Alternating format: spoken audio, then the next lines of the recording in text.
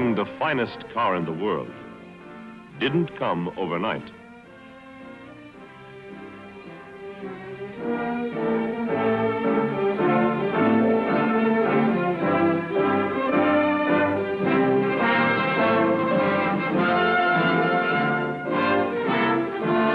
By the end of 1952, they had come to the basic agreement, a decision on the general overall proportions of this new Continental.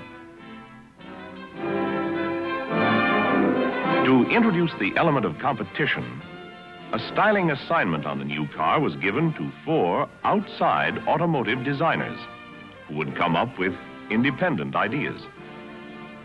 All the designs had to conform to a grid laid out like a transparent checkerboard.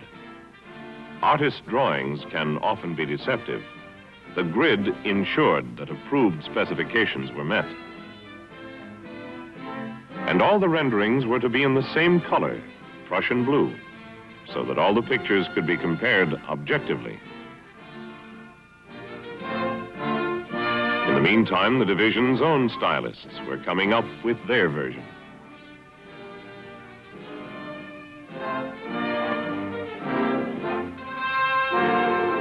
It would be a fair and open competition.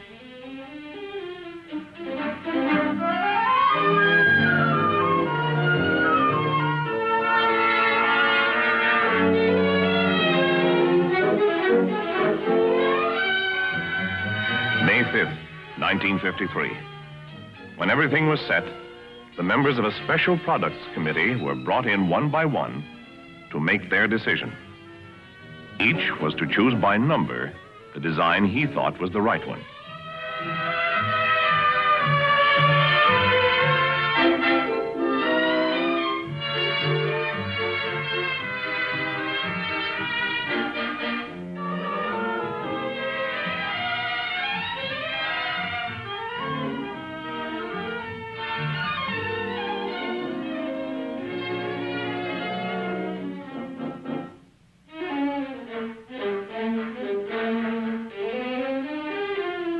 Which design would they select?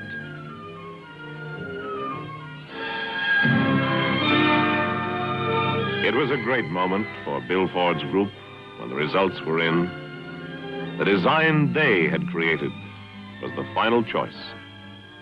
This was the one management decided to bet on. It was a multi-million-dollar gamble. But was this to be the Continental of tomorrow? Not by quite a bit, but it was a solid beginning. At the old school buildings, there was still plenty of midnight oil to be burned before the design would be completed. But now they could at least begin to think ahead to the problems of manufacture, of tooling and production. There were new questions now, questions on construction of a plant in which to build this car on a virtually custom basis. That planning could now get underway, while further refinements of design were plotted, sketched out, discarded, or adopted.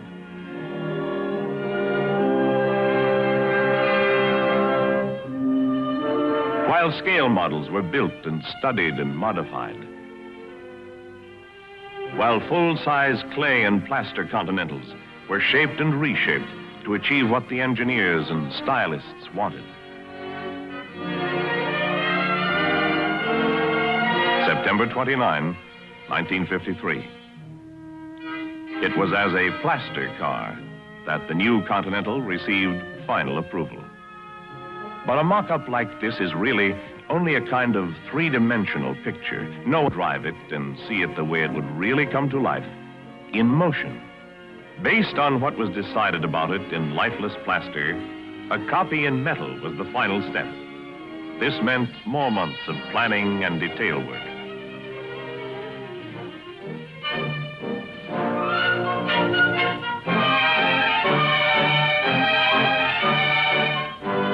It would be impossible to say just what day or what hour this new car was actually born, because it came to life a little at a time, during the intensive effort of 2 years.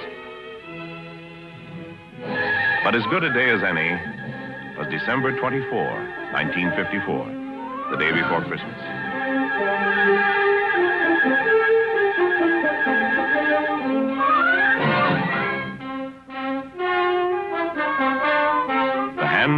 prototype was at last ready for its trial run.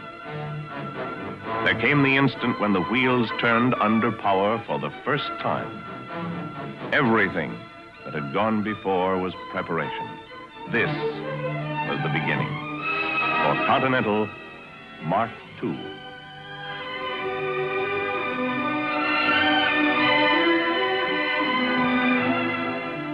Of course, there was a tremendous amount of work to do yet before it could be manufactured on an assembly line. It would have to go through a complete and tough test pattern.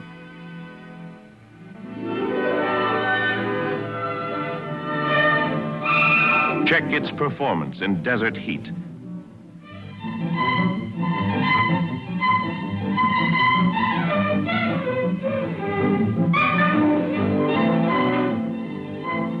And under winter conditions that were more severe than any place on Earth.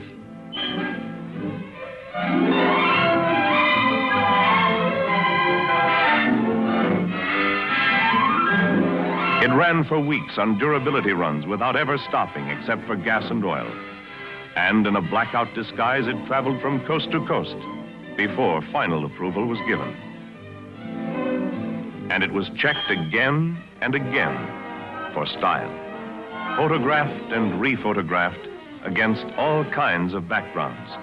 For engineers and stylists knew that in creating this new car, they had also created a new personality in a family of automobiles. But before the first future owner could take delivery, there were a few thousand details involved in getting production underway.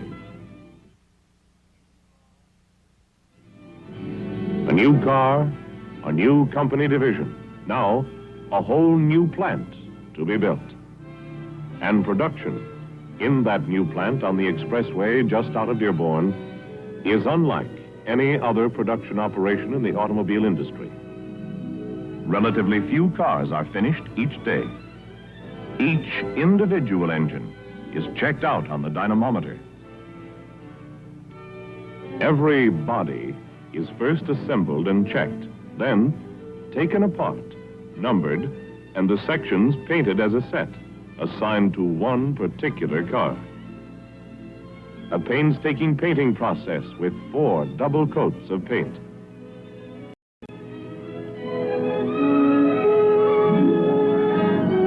Each double coat is sanded and baked before the next is applied. Wheel covers are hand assembled rather than welded, producing a superior chrome finish. Higher standards in plating techniques were set to provide a chrome trim that would last unblemished for years. Hand-fitted leather goes into interiors of every car. Not just the prototypes, but every Continental made goes out for a severe road test. And the results of the test will be checked down to the performance of every bolt. So this is the way it happened.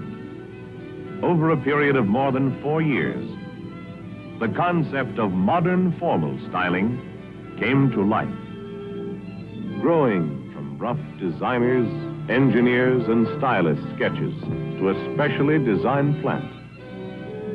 And with it, new products, new jobs, carrying on a tradition of progress. And here, tradition is brought forward ready for tomorrow.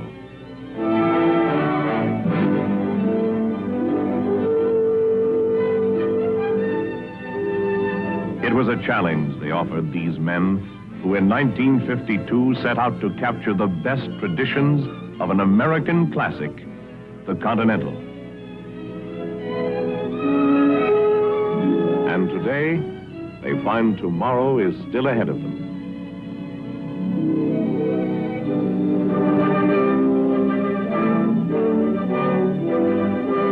Continental Mark II is finished. The job of keeping it ahead is the challenge for the future.